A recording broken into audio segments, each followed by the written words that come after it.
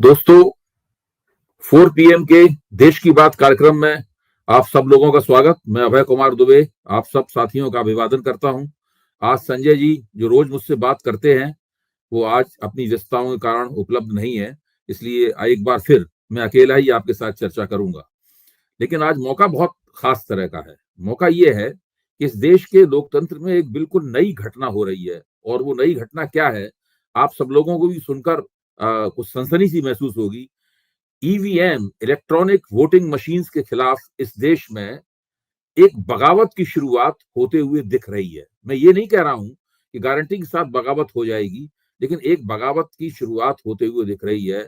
और इस शुरुआत करने का श्रेय जाता है महाराष्ट्र के सोलापुर जिले के मारकवाड़ी गांव के वोटरों को।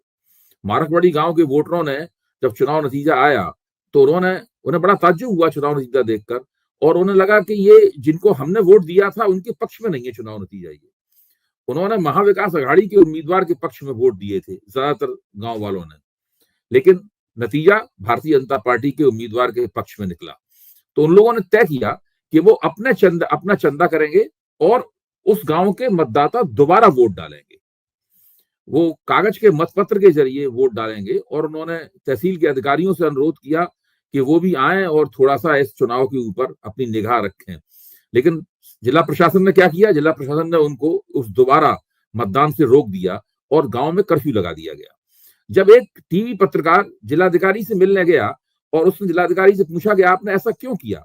आप इन गांव के वोटर जो अपना एक मतदान करना चाहते हैं, ये पता लगाना चाहते हैं कि क्या वास्तव में उन्होंने अपने इच्छित उम्मीदवार के पक्ष में ही वोट दिया था, या वास्तव में भारतीय जनता पार्टी के उम्मीदवार के पक्ष में इस गांव के ज्यादातर मतदाता थे। ऐसा आप क्यों नहीं करने देना चाहते? इससे आखिरकार जो विधानसभा सीट का जो चुनावी नतीजा है वो तो प्रभावित होने नहीं जा रहा। ये तो गांव के लोगों के, गांव के जो मतदाता हैं, जो इस देश के नागरिक भी हैं, उनकी इच्छा है, तो आप उन्हें उनकी इस इच्छा का पालन क्यों नहीं करने देना चाहते? तो इस पे जिलाधिकारी का जवाब था कि अगर मैंने ऐसा इन्हें करने दिया तो हो सकता है कि ये आग पूरे महाराष्ट्र में फैल जाए और वहां से पूरे देश में फैल जाए, और उसके बाद में पूरी चुनाव पद्धति के ऊपर ही एक बहुत बड़ा सवालिया निशान लग जाए।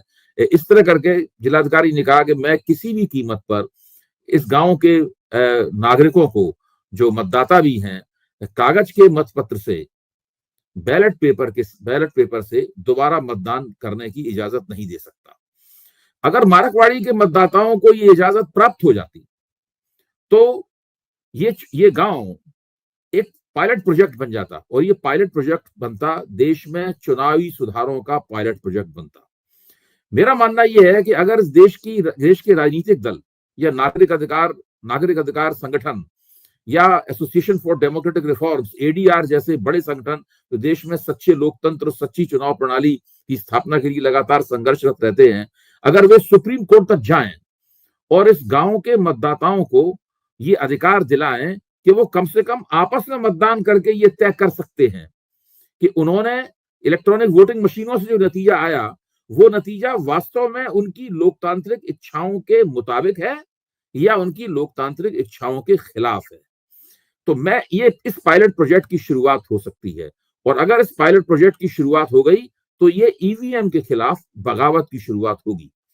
दोस्तों, ईवीएम के थोड़े से इतिहास की चर्चा हो जाए। 1988 में केरल के एक निर्वाचन क्षेत्र में पहली बार ईवीएम का नमूने के तौर पर चुनाव आयोग ने प्रयोग करके देखा कि क्या कागज के मतपत्रों के बजाय हम वोटिंग मशीनों का इस्तेमाल करके चुनाव करवा सकते हैं। मोटे तौर पर वो प्रयोग सफल रहा। फिर धीरे धीरे पूरा इंतजाम किया गया, वोटिंग मशीनें खरीदी गई, उसको संविधान सम्मत दिखाने के लिए कानून में परिवर्तन किया गया। कानून के जरिए संसद ने उसकी तस्दीक की कि ईवीएम के द्वारा कराया गया चुनाव एक दुरुस्त चुनाव होगा। उसके बाद 2004 के लोकसभा चुनाव में पूरे देश में ईवीएम के जरिए वोट पड़े और चुनाव नतीजा आया। चुनाव नतीजा क्या आया आप याद कीजिए। चुनाव नतीजा ये आया कि अटल बिहारी वाजपेयी के नेतृत्व में भारतीय जनता पार्टी या राष्ट्रीय जनतांत्रिक गठजोड़ या एनडीए की जो सरकार थी वो थोड़े से वोटों से कांग्रेस के नेतृत्व वाले गठजोड़ के मुकाबले हार गई, और फिर 10 साल तक देश में कांग्रेस के शासन का सिलसिला चला। इस पूरे दौर में भारतीय जनता पार्टी ने ईवीएम के विरोध का बीड़ा उठाया। इस बात को हमेशा याद रखिए किसने बीड़ा उठाया? भारतीय जनता पार्टी ने ईवीएम के विरोध का बीड़ा उठाया। भारतीय जनता पार्टी के एक नेता जीवीएल नरसिंह राव, जो अपने जमाने में ओपिनियन पोल करने में माहिर थे, जो सेफोलॉजिस्ट कहलाते थे, चुनाव शास्त्री कहलाते थे, उन्होंने एक किताब लिखी और उस किताब की भूमिका उस वक्त भारतीय जनता पार्टी के सबसे बड़े नेता लालकृष्ण आडवाणी ने लिखी। उसमें उन्होंने लिखा, अगर चुनाव आयोग ईवीएम को छोड़कर दोबारा मतपत्र पर आता है तो ये देश के लोकतंत्र के लिए एक अच्छी खबर होगी, अच्छी सूचना होगी, क्योंकि ईवीएम के जरिए एक बड़ा चुनावी फ्रॉड किया जा सकता है। भारतीय जनता पार्टी के एक अन्य नेता सुब्रमण्यम स्वामी, जो आज भी भाजपा के राज्यसभा के सांसद हैं, उन्होंने भी सार्वजनिक रूप से माना है कि ईवीएम के जरिए एक बड़ा चुनावी फ्रॉड हो सकता है। भारतीय जनता पार्टी यहीं तक नहीं रुकी, बल्कि भाजपा के एक दूसरे महाराष्ट्र के ही एक बड़े नेता किरीट सोमैया ने अदालत में 3 या 4 याचिकाएं दायर की ईवीएम के खिलाफ, लेकिन भाजपा अपने इन प्रयासों में नाकाम रही और 2009 का फिर चुनाव हुआ, उसमें भारतीय जनता पार्टी और भी ज्यादा बुरी तरीके से चुनाव हारी। दरअसल भारतीय जनता पार्टी के सारे तर्क संदेह पर आधारित थे, शक पर आधारित थे। उनके पास कोई भी पुख्ता प्रमाण नहीं था कि ईवीएम के जरिए गड़बड़ी कर सकती थी। वो अंदेशा जताते थे कि ईवीएम के जरिए एक वोटिंग फ्रॉड हो सकता है। उनके तर्क कुछ मजबूत तर्क भी थे, जैसे कि पूरे विकसित विश्व में, यूनाइटेड स्टेट्स अमेरिका में, ब्रिटेन में, फ्रांस में, जर्मनी में, इन तमाम देशों में कहीं भी ईवीएम के जरिए चुनाव नहीं होता। इन विकसित देशों में, जो टेक्नोलॉजी में भारत के मुकाबले बहुत आगे हैं, इन देशों में भी कागज के मतपत्र से ही चुनाव होता है। लेकिन ये तमाम तर्क नहीं चले और चुनाव आयोग ईवीएम के जरिए ही चुनाव कराता रहा। 2014 के बाद भारतीय जनता पार्टी की जीत का सिलसिला शुरू हुआ। वो सिलसिला कैसे शुरू हुआ, क्या हुआ, कौन जीता, कौन प्रधानमंत्री बना, ये सारा इतिहास मेरे ख्याल से 4 PM के सभी दर्शक जानते हैं, इसको दोहराने की जरूरत नहीं है। लेकिन हाल ही में जो लोकसभा चुनाव हुआ सबसे पहले, उसके बाद में हरियाणा का विधानसभा चुनाव हुआ, उसके बाद महाराष्ट्र और झारखंड का विधानसभा चुनाव हुआ, हरियाणा के साथ ही जम्मू कश्मीर में भी चुनाव हुआ। ये इन 4 राज्यों के जो चुनाव हुए और इससे पहले लोकसभा के चुनाव हुए, इन चुनावों में ईवीएम द्वारा कराए गए चुनाव और ईवीएम की प्रभावकारिता, एक स्वतंत्र निष्पक्ष चुनाव कराने के बारे में, उसका एक नया चेहरा निकलकर सामने आया। मेरे जैसा व्यक्ति जिसने ये कभी भी नहीं माना कि ईवीएम के जरिए हैक करके चुनाव जीते हारे जा सकते हैं, मैं हमेशा मानता रहा हूं कि ईवीएम के जरिए अगर चुनाव को हैक किया जाएगा तो जो समाज के जो हिस्से अपने इच्छित और पसंदीदा उम्मीदवार और पार्टी को वोट देते हैं, जब चुनावी नतीजा बताएगा कि नहीं, वो लोग नहीं हारे और नहीं जीते, तब वो हो सकता है कि वो नाराज होकर सड़क पर निकल आए और अपनी दावेदारी पेश करें। मैं ये कह रहा हूं कि मारकवाड़ी गांव के वोटर यही काम कर रहे हैं जो मैं कह रहा था। ये पहली बार हो रहा है कि समाज का एक छोटा ही सही, लेकिन वोटरों का, भारत के मतदाता मंडल का एक हिस्सा ये कह रहा है, पार्टियां नहीं आरोप, पार्टियों का आरोप नहीं है, ये लालकृष्ण आडवाणी जैसे किसी नेता का आरोप नहीं है, ये किरीट सोमैया जैसे किसी नेता द्वारा अदालत में डाली गई याचिका नहीं है, ये सुब्रमण्यम स्वामी का आरोप नहीं है, ये राहुल गांधी का आरोप भी नहीं है, ये इन लोगों का आरोप नहीं है, ये इस देश के मतदाता मंडल के एक हिस्से का कहना है कि हम ये परीक्षा करना चाहते हैं कि हमारे गांव के वोटों का जो नतीजा ईवीएम के जरिए निकला है वो सही है या नहीं सही है। इसलिए हम बैलेट पेपर के जरिए वोट डालकर ये तय करना चाहते हैं कि क्या हमारे गांव के वोटरों ने महाविकास अघाड़ी के उम्मीदवार को जिताया है चुनाव, या भारतीय जनता पार्टी के उम्मीदवार को चुनाव जिताया है। दोस्तों, इसी बात में मैं एक और बात जोड़ना चाहता हूं। दरअसल इस बात में मैं 2 महत्वपूर्ण बातें जोड़ना चाहता हूं जिनकी तरफ बहुत ध्यान दीजिए, क्योंकि हमारे लोकतंत्र का भविष्य उसके ऊपर निर्भर है। मैं आरोपों पर नहीं जा रहा, आरोप तो संदेह के आधार पर लगाए जा सकते हैं। जो हो रहा है, मैं सोचता हूं आप उसकी तरफ ध्यान दें। इससे पहले भी, यानी जब 2004 में ईवीएम आई और 10 साल तक, 2014 तक उससे चुनाव हुए, और 2014 के बाद में पहले 5 वर्ष के अंदर भी 2014 से 19 तक भी जो चुनाव हुए हैं, अगर आप उन चुनावों पर गौर करें तो आप पाएंगे कि जब किसी मतदान केंद्र में मतदान खत्म होता है और उसके बाद चुनाव आयोग उसके मतदान के आंकड़े जारी करता है और उन आंकड़ों के जारी करने के बाद में दोबारा संशोधित आंकड़े जारी किए जाते हैं। मतदान के आंकड़े जो 5 बजे या 7 बजे जारी किए जाते हैं और उसके एक आध घंटे बाद या 2 घंटे बाद जो संशोधित आंकड़े जारी किए जाते हैं, उनके बीच में जो फर्क होता है वो फर्क कभी भी 1 से 1.5% के बीच से ज्यादा नहीं रहा। ये वेरिएशन जो है उसका राष्ट्रीय औसत 1 से 1.5% के बीच है। लेकिन लोकसभा के 2024 के लोकसभा के चुनाव में, फिर हरियाणा विधानसभा के चुनाव में, जम्मू कश्मीर विधानसभा के चुनाव में, महाराष्ट्र विधानसभा के चुनाव में और झारखंड विधानसभा के चुनाव में जब हम देखते हैं तो हम पाते हैं कि ये वेरिएशन 1 से 1.5% नहीं रह गया है। ये वेरिएशन 6 से 8% और 11% तक चला गया है।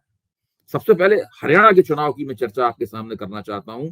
4 PM के मंच पे पहले भी मैं चर्चा कर चुका हूं। हरियाणा के चुनाव में क्या हुआ था, जब सबसे पहला आंकड़ा 7 बजे चुनाव आयोग ने जारी किया, दूसरा आंकड़ा उसके 7 बजे से 4.25 घंटे बाद, 5.25 घंटे बाद 12:15 बजे चुनाव आयोग ने जारी किया और उन दोनों में 6 से 7% की वृद्धि हो गई। उसके बाद 3 दिन बाद, मतगणना से 1 दिन पहले उस आंकड़े को फिर से संशोधित किया गया और फिर और ज्यादा वोटों में वृद्धि हुई। इस पूरी प्रक्रिया में क्या हुआ, नागरिक अधिकार के संगठनों ने बहुत विश्लेषण करके ये अंदाजा लगाया है, ये अनुमान लगाया है और इस अनुमान को एक प्रतिवेदन की शक्ल में चुनाव आयोग को भी दिया गया है। उनसे कहा गया है कि भाई इसमें आप गौर कीजिए कि ये हो क्या रहा है कि जब 7 बजे के आंकड़े 11:15 बजे बढ़ाए गए तो भारतीय जनता पार्टी को अगर उन आंकड़ों को प्रोजेक्ट किया जाए मतदान के नतीजों के ऊपर तो भारतीय जनता पार्टी की सीटें बढ़ती हुई दिखती हैं, लेकिन फिर भी भारतीय जनता पार्टी को बहुमत प्राप्त होते हुए नहीं दिखता है। लेकिन मतगणना से एक दिन पहले जब फिर से आंकड़े बढ़ते हैं, उसके बाद भारतीय जनता पार्टी को बहुमत प्राप्त हो जाता है और उसके मुकाबले चुनावी होड़ कर रही कांग्रेस उससे पिछड़ जाती है। ये सारे के सारे अनुमान हैं, लेकिन इन अनुमानों से जो तर्क बनता है, इस तर्क की सफाई देना और देश के मतदाताओं को, हमारे आपके जैसे लोगों को जो स्वतंत्र निष्पक्ष चुनाव में विश्वास करते हैं और विपक्षी दलों को, कांग्रेस को इससे देश के 13 करोड़ से ज्यादा मतदाता कांग्रेस को वोट देते हैं, उनको आश्वस्त करना और पूरी तरह भरोसे में लेना ये चुनाव आयोग की जिम्मेदारी है। चलिए अब आप और आगे बढ़िए, अब आप महाराष्ट्र के चुनाव में आइए। महाराष्ट्र के चुनाव में एक बार फिर ये घटना घटित होती दिखती है। जब वोट 7 बजे के करीब चुनाव आयोग अपने आंकड़े देता है, उसके बाद चुनाव आयोग उन आंकड़ों को फिर से बढ़ाता है और दोनों के बीच में 7 से 8% का फर्क हो जाता है। सोचने की बात है, 7 से 8%। कांग्रेस ने चुनाव आयोग को एक प्रतिवेदन दिया है। कांग्रेस के नेता आज चुनाव आयोग से मिले थे और प्रतिवेदन देके उससे कहा है कि ये 112 सीटों के ऊपर करीब प्रति निर्वाचन क्षेत्र 25,000 वोट से ज्यादा वोटों का फर्क है ये, और इस फर्क में 100 से ज्यादा सीटें इसमें भारतीय जनता पार्टी जीत जाती है। लेकिन चुनाव आयोग ने उनकी बात मानने से इनकार कर दिया। अब आइए झारखंड के ऊपर। झारखंड, हरियाणा और महाराष्ट्र अगर एक नजारा है तो झारखंड दूसरा नजारा है। झारखंड में भी वोटों का प्रतिशत बढ़ता है, लेकिन ये बढ़ोतरी बमुश्किल तमाम 1% या उससे कुछ कमी रहती है। यानी ये राष्ट्रीय औसत जो है, ये राष्ट्रीय औसत के अंदर ये वृद्धि आती है और वहां पर भारतीय जनता पार्टी चुनाव जीतने में नाकाम हो जाती है।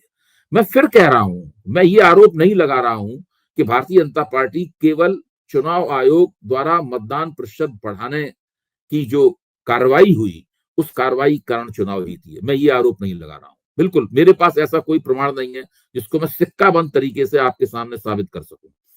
लेकिन चुनाव आयोग को, हमें, आपको और सभी लोगों को और खासतौर से मारकवाड़ी गांव के वोटरों को ये आश्वस्त करना चाहिए कि ऐसा क्यों हो रहा है।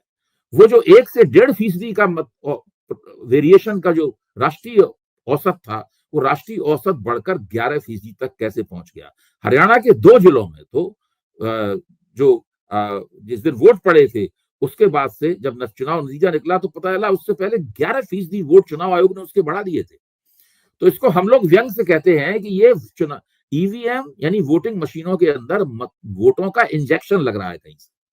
जब एक बार वोट पड़ जाते हैं उसके बाद में खुफिया तरीके से या अदृश्य तरीके से, इसको हम कोई देख नहीं सकता, उसमें वोटों का इंजेक्शन लगता है और वोट अपने आप फूल जाते हैं, वोट अपने आप उसमें बढ़ जाते हैं। ऐसा कैसे होता है? ये एक बहुत बड़ा सवाल है। ये पूरा सवाल ही इस देश के वोटरों को ईवीएम के खिलाफ बगावत की तरफ ले जाएगा। देखिए, अब मसला बहुत गंभीर हो गया है। सुप्रीम कोर्ट में एक याचिका भी डाली गई है। वो याचिका कहती है कि एक मतदान केंद्र के अंदर चुनाव आयोग के मुताबिक कितने वोटर आने का है? 1500 वोटर। 11 घंटे तक वोट पड़ता है। हम जानते हैं कि वोट जब पढ़ना शुरू होते हैं, जब वोट पढ़ना खत्म होते हैं, उसके बीच में 11 घंटे होते हैं। एक वोट पढ़ने में करीबन 45-50 या मान लीजिए 1 मिनट एक वोट पढ़ने में लगता है, तो 1 घंटे में कुल मिलाकर 60 वोट पढ़ सकते हैं। तो 11 घंटे में कितने वोट पड़े? आपको 600-650 से 700 के बीच ही वोट पड़ सकते हैं। तो फिर एक मतदान केंद्र के अंदर 1500 अधिकतम वोटर कैसे आ सकते हैं? क्योंकि ऐसे बहुत से प्रदेश हैं जहां पर 70-80% तक मतदान होता है। तो वहां पर कैसे मतदान होगा? चुनाव आयोग के पास इसका भी जवाब नहीं है। और ध्यान कीजिए, चुनाव आयोग ने ये 1500 वोटरों की सीमा 2019 से लागू कर रखी है। यानी 2019 से ही चुनाव आयोग ने एक ऐसा नियम बना रखा है जिसकी सफाई, जिसका स्पष्टीकरण आज उसके वश में नहीं है। सुप्रीम कोर्ट ने चुनाव आयोग से कहा है कि 3 हफ्ते के अंदर आप इसका जवाब दीजिए। चुनाव आयोग की समस्या विकट होती जा रही है। इसी तरह भारत की पूरी चुनाव प्रणाली और उस पर आधारित जो दलीय प्रणाली है, पूरी जो राजनीतिक प्रणाली है, पूरा जो पॉलिटिकल सिस्टम है, इसकी समस्या भी विकट होती जा रही है। सभी के पाले में गेंद है। भारतीय जनता पार्टी और केंद्र सरकार के पाले में भी गेंद है, चुनाव आयोग की पाले में भी गेंद है, और गैर भाजपा विपक्ष के पाले में भी गेंद है।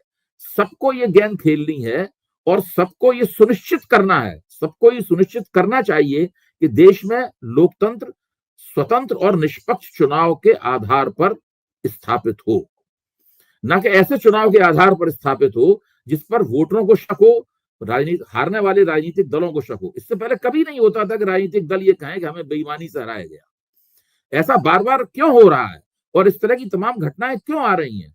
ऐसे कई प्रकरण सामने आते हैं जिसमें उम्मीदवार कहते हैं कि भाई हमारे गांव में एक भी वोट हमें नहीं मिला।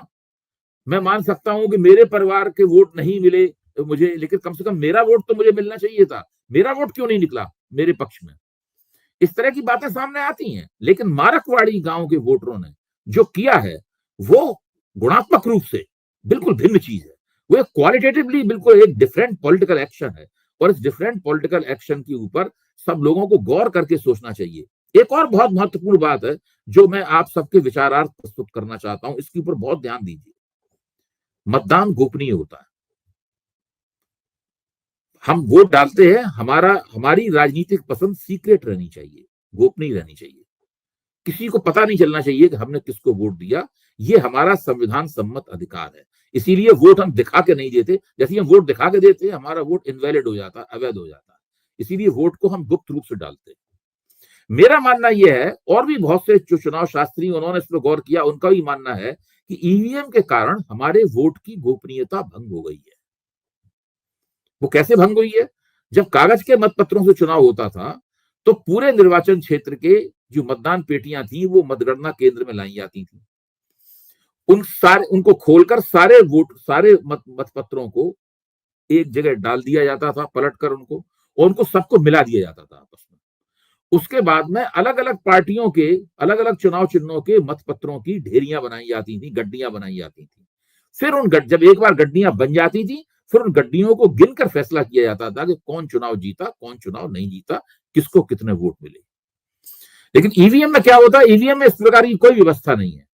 एक मतदान केंद्र की ईवीएम आती है, उसको गिना जाता है, उससे पता लग जाता है कि उस मतदान केंद्र पर, उस पोलिंग बूथ के ऊपर कौन सी पार्टी जीती, कौन सी पार्टी हारी।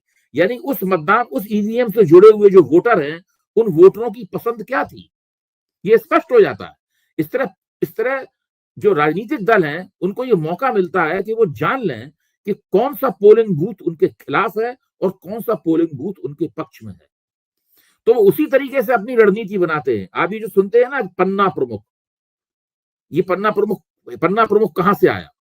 पन्ना प्रमुख वाली रणनीति आती ही वहां से है। पोलिंग बूथ का इंचार्ज, ये सब चीजें पहले नहीं होता था। ये ईवीएम के आने के बाद हुआ है। ये आती ही रणनीति वहां से है कि लोगों को पता है कि इस पोलिंग बूथ पे कौन जीत सकता है, कौन हार सकता है। महाराष्ट्र चुनाव जीतने के बारे में भारतीय जनता पार्टी ने कौन सी रणनीति बनाई? भारतीय जनता पार्टी ने ऐसे 12,000 बूथों की शिनाख्त की, जहां पर उसका मानना था कि अगर 3 से 4% का स्विंग वो अपने पक्ष में कर ले तो वो उन 12,000 बूथों को जीत सकती है और उन बूथों से जुड़े हुए निर्वाचन क्षेत्रों के नतीजों पर उसका निर्णायक असर पड़ सकता है। ये भारतीय जनता पार्टी ने कहां से 12,000 बूथों की शिनाख्त की, इस बात को देखना चाहिए। अगर ईवीएम नहीं होती तो उन 12,000 बूथों की शिनाख्त नहीं हो सकती थी। महाराष्ट्र का चुनाव केवल 12,000 बूथों के वोटों के स्विंग को नियंत्रित करने के जरिए जीता गया है। और ये कोई आरोप नहीं कह रहा हूं मैं, ये उनकी रणनीति है। ये रणनीति बनी इसलिए सकती है क्योंकि ईवीएम से चुनाव होते हैं। अगर ये चुनाव मतपत्रों से हो रहे होते तो ये रणनीति नहीं बन सकती थी। इसीलिए ईवीएम के खिलाफ सारे देश में सुगबुगाहट हो रही है। अलग अलग दृष्टिकोणों से, अलग अलग रवैयों के साथ में और अलग अलग किस्म के आवेग के साथ में, अलग अलग किस्म के रोष के साथ में लोग ईवीएम के खिलाफ बोल रहे हैं और ईवीएम के खिलाफ बगावत की तरफ जा रहे हैं। ये बगावत होगी कि नहीं होगी, ये आने वाला भविष्य बताएगा। लेकिन मारकवाड़ी गांव के वोटरों ने बता दिया है कि इस बगावत का पायलट प्रोजेक्ट क्या हो सकता है। धन्यवाद।